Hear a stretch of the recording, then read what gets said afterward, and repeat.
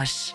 Europe 1, il est 6h41. On vous parle régulièrement de la crise du logement sur cette antenne, des difficultés d'accéder à la propriété. Ce matin, on se penche sur les difficultés des plus jeunes candidats à l'achat. Une étude publiée par le courtier en ligne Preto montre qu'ils sont prêts à de nombreux sacrifices pour pouvoir acheter un bien immobilier. Vous en parlez avec votre invité Alexandre Pierre Chapon, qui est le cofondateur de Preto. Bonjour Pierre Chapon.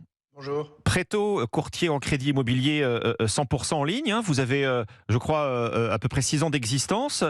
Vous venez de publier une étude sur les millennials et l'immobilier. Alors millennials, on parle de la génération qui a grandi avec les nouvelles technologies. C'est votre cœur de clientèle.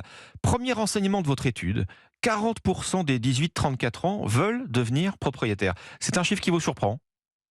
Alors oui et non, on sait que les Français sont très attachés au fait de devenir propriétaire, à l'immobilier. Ce que l'étude montre, c'est que les jeunes ne font pas exception, même si on pourrait penser qu'ils ont plein d'autres opportunités d'investissement, peut-être nouvelles par rapport à la génération d'avant. Non, ils sont très attachés à l'immobilier comme leurs parents. Alors acheter, pas seulement pour y vivre, une majorité de ces 18-34 ans, révèle votre étude, pense manifestement déjà à la retraite. Depuis que la réforme a été votée, ils y voient un argument supplémentaire pour acheter. Ça veut dire quoi ? Ça veut dire que la réforme des retraites, elle influence les projets immobiliers des plus jeunes. Oui, tout à fait. L'étude montre que plus de la moitié des 18-34 ans considèrent que l'incertitude, ou en tout cas les dégradations de conditions pour partir en retraite, est un argument supplémentaire pour se tourner vers la pierre. Et donc oui, les jeunes pensent déjà à leur retraite et à cet investissement de long terme pour organiser leur vieux jour. La pierre était déjà considérée comme une valeur refuge chez cette tranche d'âge de 18-34 ans, Pierre Chapon. Oui, je pense. Ce que ça montre, c'est que ça continue et que ça se renforce. On n'a pas fait l'étude tous les ans, mais je pense que ça confirme juste que c'est ancré chez les Français, y compris les jeunes. L'une des raisons à la crise du logement, lorsqu'on veut se porter acquéreur, c'est la hausse des taux immobiliers qui fait chuter le nombre de transactions. Est-ce que c'est quelque chose que vous constatez vous-même avec Preto ? Oui, tout à fait. Là, le marché est vraiment en baisse. On estime la baisse à entre moins 30 et moins 40% au niveau des nombres de transactions au moment où on se parle comparé à l'année dernière. Donc, c'est très, très fort. Donc, moins un tiers au moins sur l'année écoulée, en fait. Oui, tout à fait, tout à fait. Les difficultés d'accès à la propriété, évidemment, placent les jeunes en première ligne. Ils ont évidemment moins d'apports ou pas du tout, ce qui n'enlève rien à leur projet immobilier. Mais en tout cas, ils sont les plus en difficulté pour accéder à la propriété, Pierre Chapon, bien sûr. Oui, tout à fait, avec une forme d'inégalité. Ce qu'on observe, c'est qu'avec la hausse des taux, les budgets d'emprunt baissent et les prix en face, sauf certains types de biens, baissent en fait très peu, puisqu'il y a un déficit d'offres de logement. Certains jeunes bénéficient du coup de pouce de la famille pour oui, compléter avec plus d'apports. Donc on le voit, on voit du coup même pour les jeunes les niveaux d'apport qui augmentent et c'est pas les banques qui l'imposent. C'est parce que les budgets d'emprunt baissent et donc c'est assez inégalitaire puisque certains peuvent compter sur la génération d'avant et certains moins. Et oui, la solidarité entre générations reproduit les inégalités, c'est ce que vous nous dites, Pierre Chapon. En tout cas, votre étude le montre. Pour réaliser leur projet immobilier, les jeunes sont prêts à faire des sacrifices. Alors là, à tous les étages. Revoir, on baisse tous les curseurs, les critères, on les revoit à la baisse.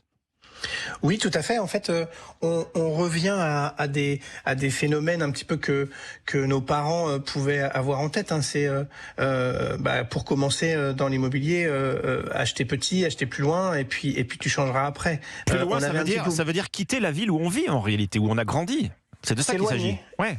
Oui, tout à fait, s'éloigner en périphérie, les jeunes sont prêts à le faire. Les modes de travail le permettent aussi un petit peu plus. Ça ne veut pas dire que le mode de vie leur conviendra complètement, mais en tout cas, beaucoup peuvent télétravailler.